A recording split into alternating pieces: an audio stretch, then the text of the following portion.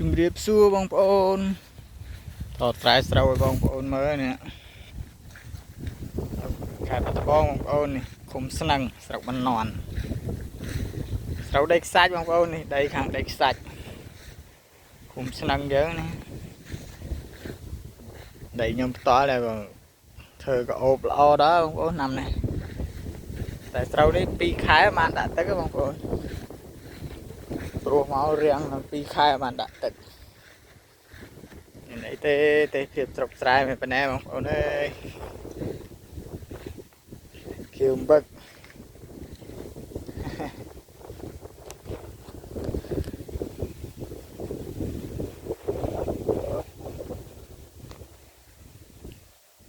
និយាយ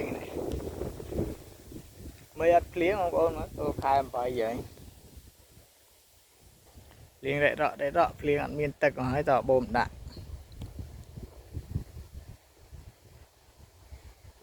ទៅបានមានទឹកកាទេបាទបូមខ្លាច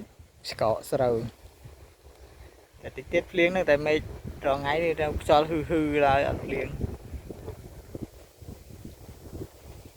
នេះទេភាពស្រុកស្រែបងប្អូន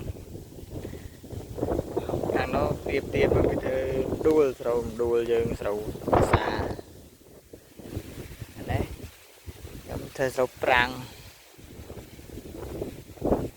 នោះបូមពីទឹកពីកន្លែងទីខៀវមកតយកមក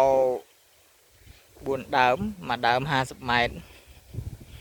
200ម៉ែត្រជាងបងប្អូននេះមកដល់នេះ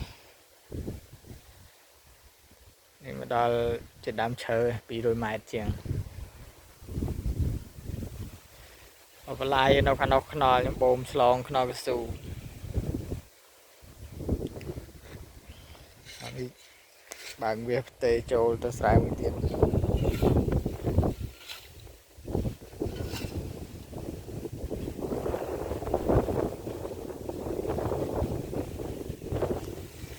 ចាំមេឃភ្លៀងមិនអត់ភ្លៀងខ្យល់ហ៊ឺ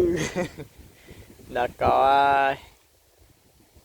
ហើយរួចខ្លួនហើយបាក់បូមឥឡូវកោកទឹកអស់បាត់បូមមកដែល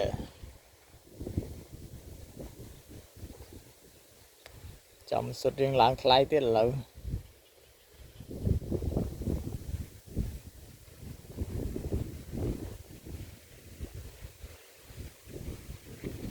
បានភ្លៀងតិចបងប្អូនតែវាមិនបានច្រើន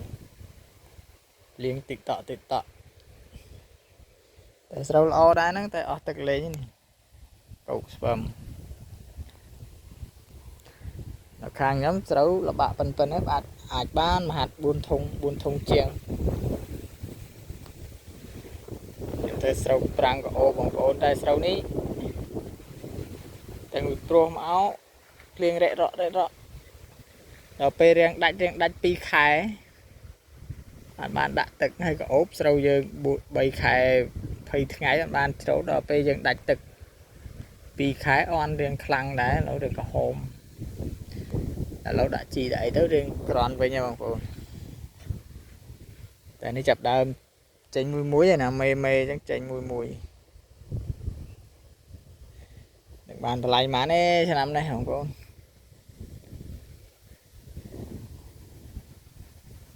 ថា1លានជាងឥឡូវថាស្រុកណានៅសល់តែ92ទៀតហើយ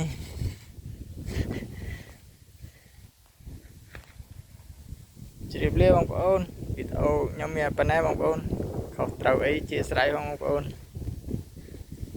ថតពីទេសភាពស្រុកស្រែយើងជ្រាបលាអរគុណ